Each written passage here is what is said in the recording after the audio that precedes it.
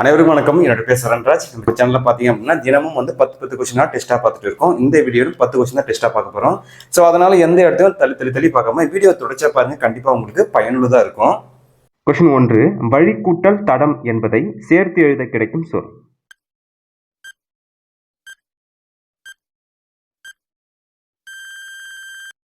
Answer வழித்தடம். வழி கூட்டல் தடம் வழித்தடம். அடுத்ததா கொஸ்டின் 2, சிட்டுக்குருவி வாழ முடியாத பகுதி.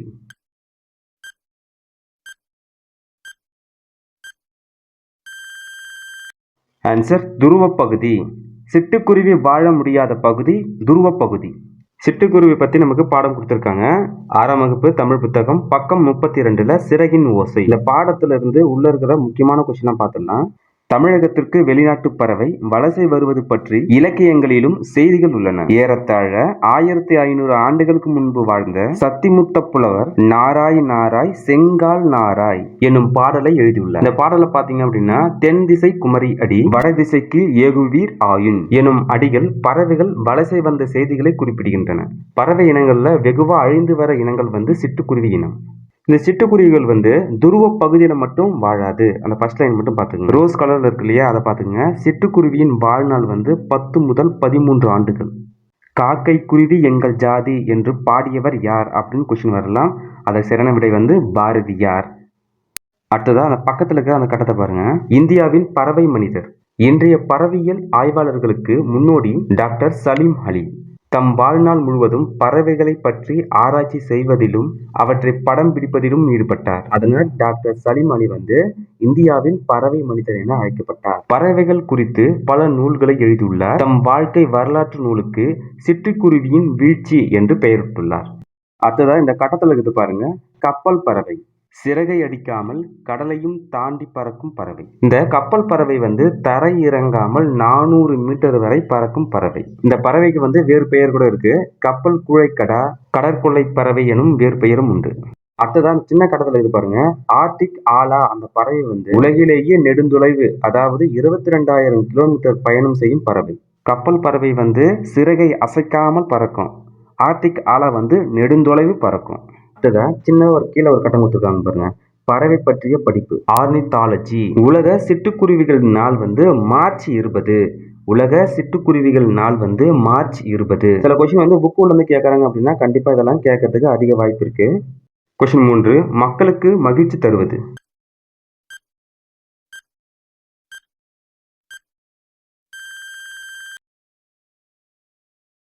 ஆன்சர் அறிவுடைய மக்கள். மக்களுக்கு மகிழ்ச்சி தருவது அறிவுடைய மக்கள். கொஸ்டின் 4, ஒருவருக்கு சிறந்த அணி.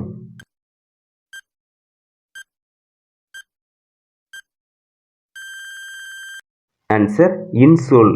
ஒருவருக்கு சிறந்த அணி இன்சொல், இனிமையான சொல். ஆன்சர் உடல் நோய்க்கு தேவை.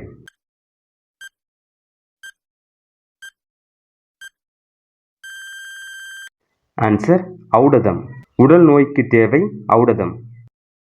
கொஸ்டின் 6, நண்பர்களுடன் டேஸ் விளையாடு.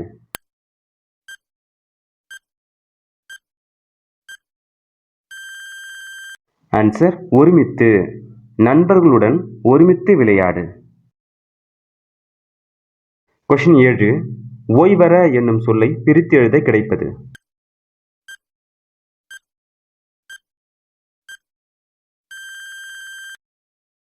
ஆன்சர் ஓய்வு கூட்டல் அற. ஓய்வற என்னும் சொல்லை பிரித்து எழுத கிடைப்பது ஓய்வு கூட்டல் அற. கொஸ்டின் 8, ஏன் கூட்டல் என்று என்பதனை சேர்த்து எழுத கிடைக்கும் சொல்.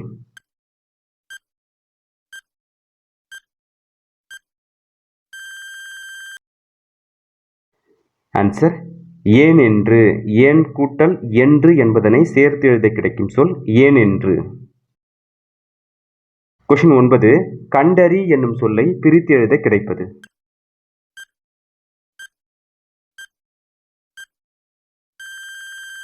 ஆன்சர் கண்டு கூட்டல் அறி. கண்டறி என்னும் சொல்லை பிரித்து எழுத கிடைப்பது கண்டு கூட்டல் அறி. கொஸ்டின் 10, ஔடதம் கூட்டல் ஆம் என்பதனை சேர்த்து எழுத கிடைக்கும் சொல்.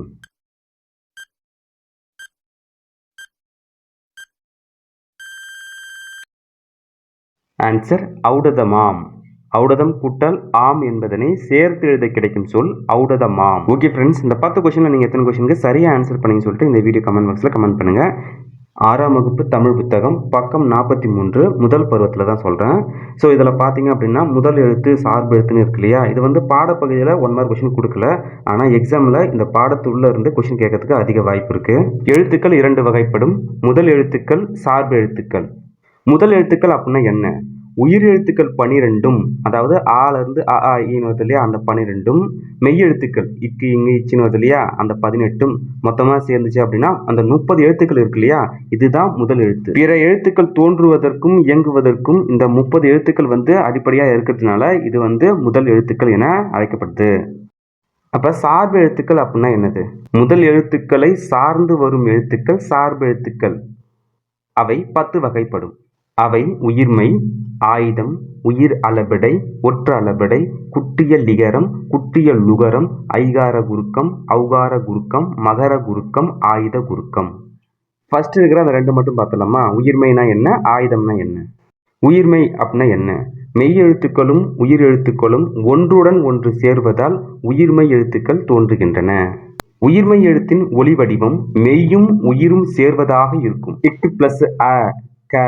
வரி வடிவம் மெய்யெழுத்தை ஒத்திருக்கும். ஒலிக்கும் கால அளவு உயிரெழுத்தை ஒத்திருக்கும். முதல் எழுத்துக்களை சார்ந்து வருவதால் இவை சார்பெழுத்து வகையுடன் அடங்கும். அடுத்ததா ஆயுதம். 3 புள்ளிகளை உடைய தனித்த வடிவம் பெற்றது. முப்புள்ளி, முப்பாற்புள்ளி, தனிநிலை, அக்கேனம் என்ற வேறு பெயரும் இதற்கு உண்டு. ஆயுத எழுத்து வந்து நுட்பமான ஒலிப்பு முறையை உடையது. ஆயுத எழுத்து வந்து தனித்து இயங்காது. அந்த கான்செப்ட் வந்து எப்பவுமே மறக்காதீங்க. ஆயுத எழுத்து தனித்து இயங்காது. தனக்கு முன் ஒரு குறில் எழுத்தையும் தனக்கு பின் வல்லின மெய்யையும் பெற்று சொல்லின் இடையில் மட்டும்தான் வரும். எடுத்துக்காட்டு அஃது.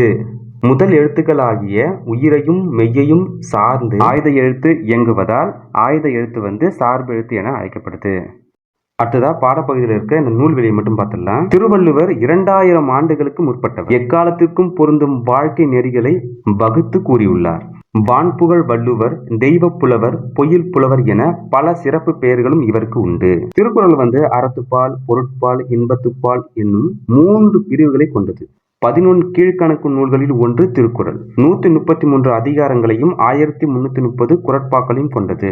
திருக்குறளில் இல்லாதது இல்லை, சொல்லாததும் இல்லை என்னும் வகையில் சிறந்து விளங்குகிறது. திருக்குறளுக்கு வந்து உலக பொதுமறை, வாயுரை வாழ்த்து என பல சிறப்பு பெயர்கள் உள்ளன. திருக்குறள் வந்து 100க்கும் மேற்பட்ட மொழிகளில் மொழிபெயர்க்கப்பட்டுள்ளது. தந்தை பெரியாரால் சுத்த தியாகி என்று பாராட்டப்பட்டவர். தந்தை பெரியாரால் சுத்த தியாகி என்று பாராட்டப்பட்டவர். ஆன்சர் முத்துராமலிங்க தேவர். தந்தை பெரியாரால் சுத்த தியாகி என்று பாராட்டப்பட்டவர் முத்துராமலிங்க தேவர். கொஸ்டின் 2. முத்துராமலிங்க தேவர் தொடக்க கல்வி பயின்ற இடம். ஆன்சர் கமுதி. முத்துராமலிங்க தேவர் தொடக்க கல்வி பயின்ற இடம் கமுதி. வட இந்தியாவில் வாய்ப்பூட்டு சட்டத்தின்படி கைது செய்யப்பட்ட தலைவர். ஆன்சர் பாலகங்காதர திலகர். வட இந்தியாவில் வாய்ப்பூட்டு சட்டத்தின்படி கைது செய்யப்பட்ட தலைவர் பாலகங்காதர திலகர். கொஸ்டின் 4. பங்க சிங்கம் என்று போற்றப்படுபவர். ஆன்சர் நேதாஜி. பங்க சிங்கம் என்று போற்றப்படுபவர் நேதாஜி. கொஸ்டின் 5. நேதாஜி என்னும் வார இதழை நடத்தியவர்.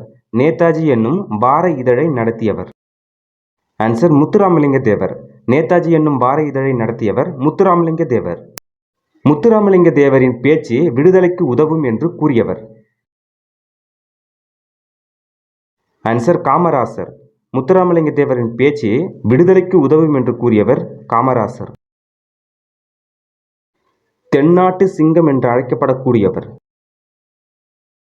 ஆன்சர் முத்துராமலிங்க தேவர். தென்னாட்டு சிங்கம் என்று அழைக்கப்படக்கூடியவர் முத்துராமலிங்க தேவர். கொஸ்டின் 8. முத்துராமலிங்க தேவர் முதலில் சட்டமன்ற தேர்தலில் வெற்றி பெற்ற ஆண்டு. ஆன்சர் 1937. முத்துராமலிங்க தேவர் முதலில் சட்டமன்ற தேர்தலில் வெற்றி பெற்ற ஆண்டு 1937. முத்துராமலிங்க தேவர் குற்றப்பரம்பரை சட்ட எதிர்ப்பு மாநாட்டை நடத்திய இடம். ஆன்சர் கமுதி. முத்துராமலிங்க தேவர் குற்றப்பரம்பரை சட்ட எதிர்ப்பு மாநாட்டை நடத்திய இடம் கமுதி. கொஸ்டின் 10. குற்றப்பரம்பரை சட்டம் நீக்கப்பட்ட ஆண்டு. குற்றப்பரம்பரை சட்டம் நீக்கப்பட்ட ஆண்டு. ஆன்சர் 1948. குற்றப்பரம்பரை சட்டம் நீக்கப்பட்ட ஆண்டு 1948. சொல்லின் செல்வர் என்று போற்றப்படுபவர். ஆன்சர் ராபி சேது. சொல்லின் செல்வர் என்று போற்றப்படுபவர் ராபி சேது.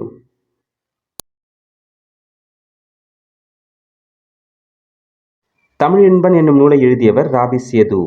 தமிழ் இன்பன் என்னும் நூலை எழுதியவர் ராபி சேது.